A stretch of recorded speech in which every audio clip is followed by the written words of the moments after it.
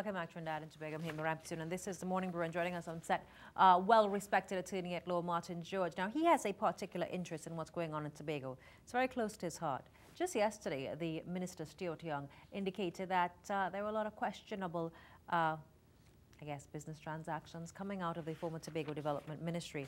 According to Minister Young, they will, with immediate effect, begin wrapping up certain aspects, certain companies that have been in operations, and he's saying that this is all for the benefit of governance and the government. Martin, good morning. How are you? Hi, good morning to you, Hema, and good morning, Trinidad and Tobago. And yes, I have a passion for Tobago. I think the whole world knows that. I think the whole country knows that by now. Now, you know, we're looking at Cabinet yesterday decided to wind up the Human Capital Development Facilitation Company, which was seemingly used by the former PP government through the now defunct Tobago Development Ministry to undermine the Tobago House of Assembly. Now, the relations between central government and the executive and also the THA has always come under question, especially under the last administration. Right, yes. What are your thoughts on the revelations yesterday? Well, in relation to the exercise that appeared to have been conducted, I would say bravo, bravo, bravo, in that we are finally talking about accountability in Tobago. But the point is the government cannot stop there. They cannot simply look at what the previous government may have done, because under the current dispensation of the THA, you've had several reports from the Auditor General dating back for several years, whereby the Auditor General has publicly castigated this administration of the THA, saying they have failed to produce documents, they have failed to produce accounts, they have failed to produce reports, they have failed to disclose transactions, they failed to indicate where the monies are. So let us shine the light of accountability. I'm all for that, and I commend this government for doing that, but I'm saying don't stop there. You must look inwards also, because this is a PNM-led Tobago House of Assembly. So therefore, in the interest of full transparency, I am calling upon the government to also have that type of intense scrutiny shone on the current administration of the THA, because it will be very interesting to see the results of it. You have situations where the Auditor General has shown that, look, over the years, you may have as much as $1 billion unaccounted for in revenues and monies that would have been received by the THA. That's a whole lot of money. So this figure pales in comparison, this 16 million yeah, pales in comparison to that kind of thing. So I'm all for it. I say congratulations to the government, but don't stop there. Let's be honest and let's do the full accountability exercise.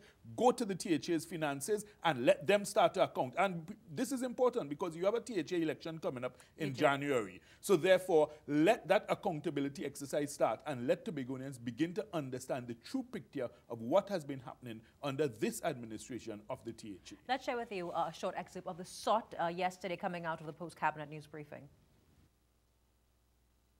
Fell short in attaining projected outcomes.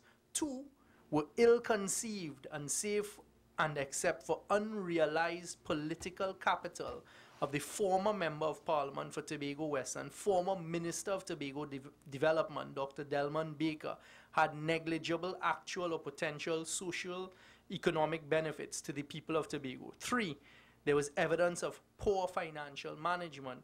And 4, it duplicated the responsibilities of the Tobago House of Assembly.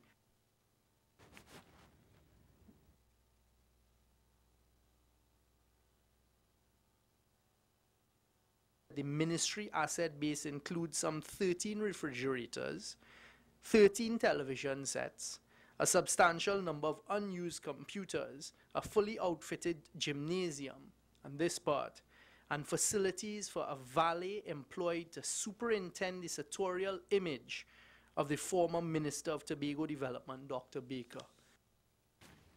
There, an excerpt from Stuart Young. And as I say, I'm very glad that this exercise has started, but I would like the government to look at the Tobago House of Assembly Financial Rules 1990. You look at what the provisions of those rules say and what it says about how the THA must manage itself financially. You look at the Auditor General's report. You look at the fact that from the year 2003 to 2012, when you tally up the contingency fund in terms of the amounts, you have over $1 billion that is not properly accounted for. You look at the unspent balances each year from the remittances that they get. Remember, the THA gets approximately $3 billion every year. This is $3 billion. Of our national budget, right, yes. it's right. But then when you look at it, it is a whole lot of money that you are letting go by without proper accountability. Now, this weekend... the THA head, Orville London, has said that he's accounted for that, and he said that there were discrepancies, and you've heard his rationalization, that there are discrepancies in the way that the accounting procedures are done, and that there is no missing money, really, and there's no... He says that he's explained that. So, what then of the Auditor that. General's reports where they have documented instances of failures by the THA to provide them with the information? You saw what happened before the JSC recently, the Joint Select Committee. The THA has not been able to explain these things properly. So it's not a question of semantics or playing games with words. This weekend, they have embarked on a public exercise where they're trying to get public discussion on the issue of the new bill that they're bringing for Tobago autonomy. Right.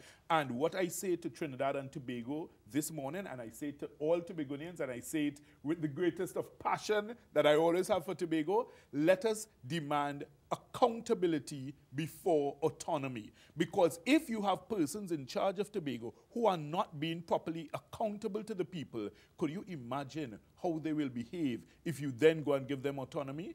If in these circumstances they are not accountable, what is going to happen if you give them full autonomy? Martin, let me ask you this. Do you think Tobago, because the revelation of the $1 billion not accounted for is not a new revelation. No. It was even put forward before, I think, the last general elections. A number of questions were raised about the manner in which affairs were being conducted at the THA. But yet there's a sweeping victory for the People's National Movement, a sweeping victory for the same persons. In terms of even the general elections, they voted the opposition forces out and returned the PNM to power.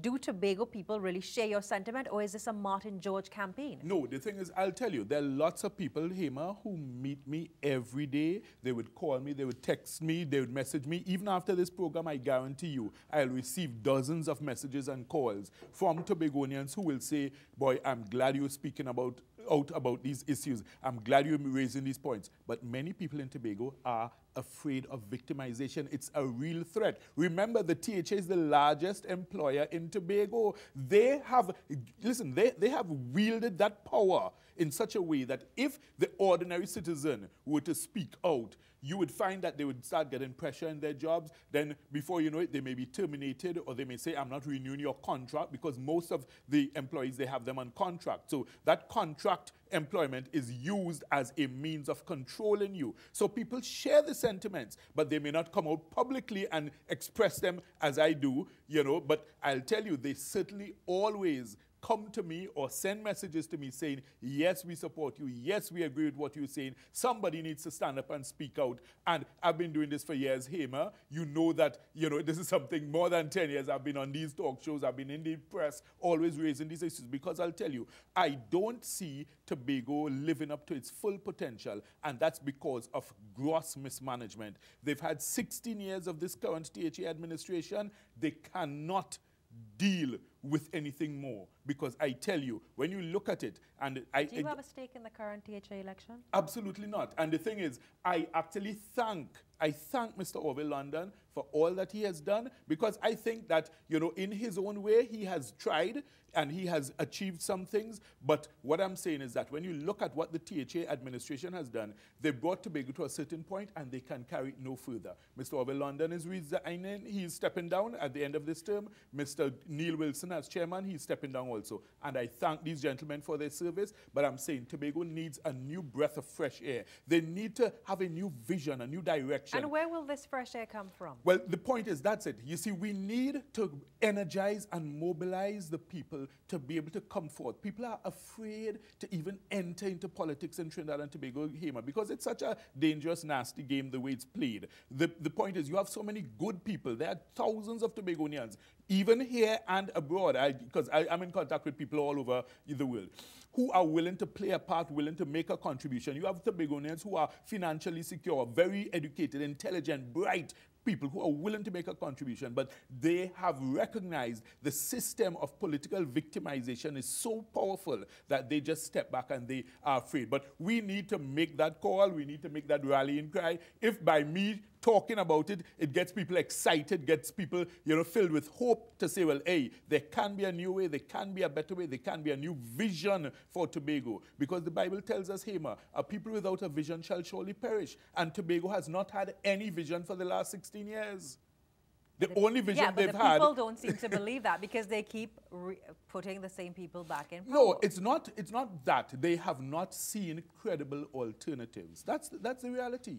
And where's the credible alternative going to come from now? If you said we're in the heat of an election, the election is coming up in a couple of months. Well, the point is, this is it. It may not be in time for this election, if it's too late, but the point is we need to start the conversation. We need to start giving Tobago a wake-up and a shake-up. That's what Tobago needs, because the people have become too complacent because they don't think there's any other way. They seem to think that, well, we must accept it this way. No, we need to change that paradigm. Change that thinking and let people know that, look, there's always a hope for a better future. How are you going to ignite this one-man campaign, Martin? Because I asked you if you had a stake in the election. You said no. By sitting here, chatting with Hema in the morning and having the show broadcast so that persons will sit, they will think, they'll say, wait, maybe, Martin, I could do something, or maybe I can call somebody else who can assist. And you get that movement of thinking. And that's what I always say, When we talk about accountability, I always wonder, do you want to see, so we have these revelations, but does it stop there?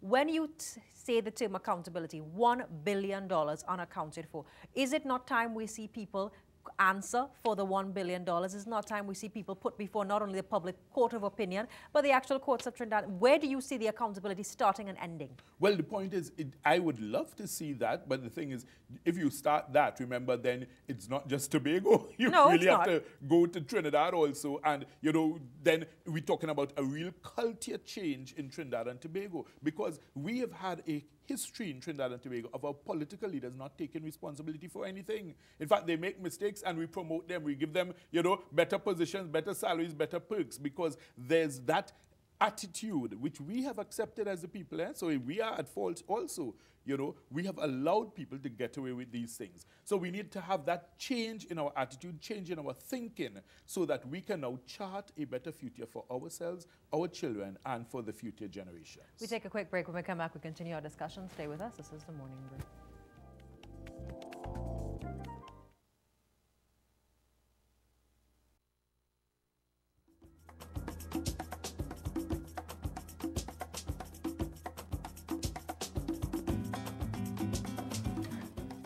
Welcome back, Trinidad and Tobago. I have to give you a bit of a teaser. A little later, have you heard the Sonita song? Well, we have the man behind the song a little later this morning. I actually had to listen to it. I think I was the only person in Trinidad and Tobago who didn't know the song. But moving back to Tobago Affairs a little back at this, have you heard the song? No, I haven't.